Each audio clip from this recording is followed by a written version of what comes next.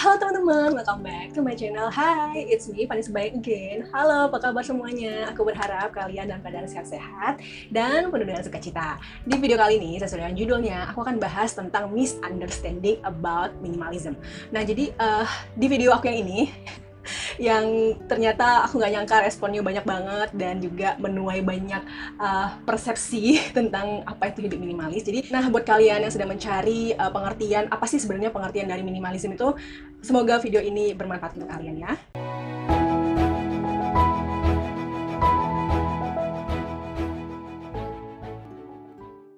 Minimalism SM belakangnya, itu kalau kita artikan kata per kata dalam bahasa Indonesia, minimalism SM diartikan adalah paham. Jadi minimalism itu bisa diartikan paham minimalis, tapi dalam artian paham ini bukan secara religi, bukan kepercayaan gitu kan, tapi lebih ke lifestyle. Jadi lifestyle minimalis. Nah, minimalism itu tidak dibatasi oleh pendapatan sebenarnya. Kalau misalnya kita bilang kita hidup minimalis karena memang pendapatan kita pas-pasan, ya emang itu kewajiban kita gitu. Karena kita harus hidup berdasarkan pendapatan kita. Nggak mungkin lebih besar pasak daripada tiang, kayak gitu kan. Jadi sebenarnya minimalism itu adalah buat orang-orang yang kecenderungan beli banyak barang, dalam artian mungkin dia mampu membeli semua barang itu, tapi dia nggak pakai. Jadi biasanya orang-orang yang memulai hidup minimalis ini adalah orang-orang yang sadar kalau dia adalah orang yang konsumtifnya itu dalam artian udah cukup parah gitu. Jadi dia udah ada titik di mana dia bosan menjadi konsumtif dan dia sadar bahwa oh ternyata barang-barang ini menumpuk di rumah juga nggak ada artinya, barang-barang yang dia beli ternyata fungsinya juga sama aja dengan barang-barang yang ada gitu. Terus dia sudah ada di titik di mana dia mulai merasa rumahnya sumpek dengan barang-barang. Nah, itulah dia akan beralih ke minimalism gitu. Jadi ilustrasinya seperti ini. Kita misalkan ya, kita punya gaji 3 juta satu bulan. Terus kita pengen beli tas seharga 2,5 juta. Sebenarnya bisa kan, kita masih punya sisa uang 1 juta. Tapi kalau kita pikirkan, kita belum makan, kita belum bayar uang sewa, kita belum beli yang lain, pastinya nggak cukup untuk beli tas harga 2,5 juta. Jadi mau nggak mau, kita harus nahan diri dulu, kita tabung uangnya, mungkin 2 atau 3 bulan ke depan kita baru bisa beli tas harga 2,5 juta. Itu adalah hidup minimalis yang dalam artian based on pendapatan gitu. Jadi kita harus sadar gitu kalau kita membeli barang itu ya based on our income gitu. Tapi beda dengan orang-orang yang mungkin punya penghasilan, contohnya dia punya penghasilan sebulan 7 juta, terus dia pengen beli tas harga 2,5 juta atau 3 juta.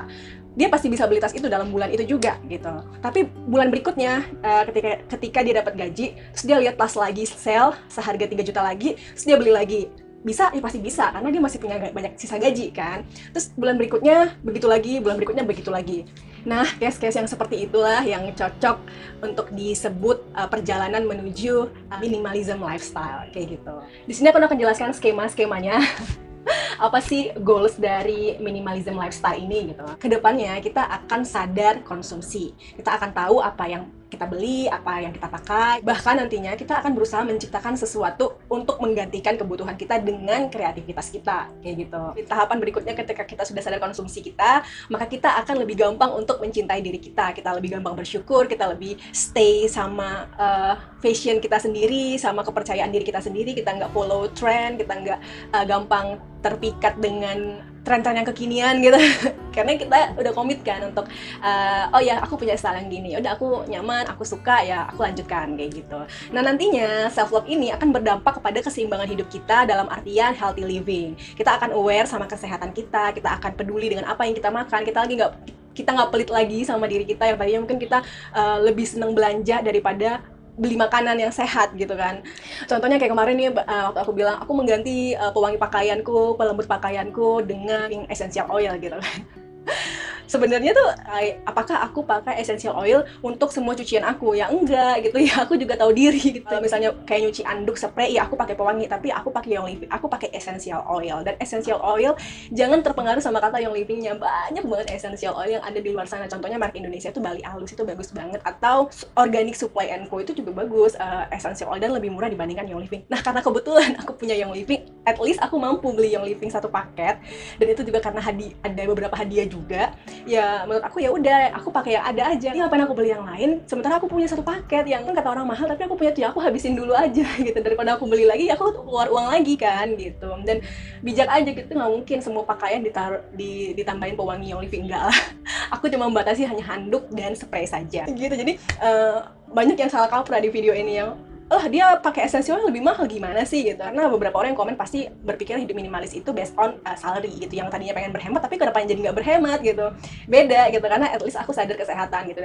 Nah, menurut aku penggunaan Young Living ini adalah salah satu bentuk kesadaran aku akan kesehatan aku gitu. Artinya dengan mengganti penggunaan obat kimia ke essential oil yang emang lebih natural ini, ya menurut aku lebih baik gitu. Nah, keseimbangan hidup ini akan membuat kita sadar dan membuat kita lebih peduli dengan lingkungan kita. Topik ini biasanya disebut orang dengan zero waste. Jadi kita berusaha untuk mencintai lingkungan kita dengan mengurangi penggunaan sampah. Jadi saat ini aku di rumah tuh udah bener-bener concern banget untuk belanja itu pakai shopping bag sendirinya. Kalau misalnya aku ke supermarket atau ke pasar, aku pakai tas seperti ini. Itu aku beli dari IKEA dulu waktu aku belanja di IKEA. Nah, jadi kemana-mana aku selalu bawa ini. Nah, kalau untuk misalnya buah-buah yang kita ambil di supermarket kan harus dikasih tag harga ya. Nah, aku tuh punya tas kayak gini. Jadi nanti tinggal ditaruh di sini buahnya dan nanti dia akan labelin di sini. Ini sebenarnya bekas-bekas dari tas sih, tapi aku pikir ya kenapa aku nggak pakai ulang kan? Gitu. Jadi ya menurut aku sih kita wajib banget untuk menyayangi bumi ini. Ya mungkin nggak banyak action yang bisa kita lakukan seperti LSM yang dikelola para bule yang keren banget. Tapi menurut aku memulai dari dalam diri sendiri, memulai dari rumah sendiri itu adalah salah satu tindakan yang paling nyata untuk kita menyayangi bumi ini gitu. Nah, ketika semua proses ini berhasil kita lalui, nantinya minimalism ini akan membawa kita kepada smart living. Smart living ini berbicara tentang happiness and freedom.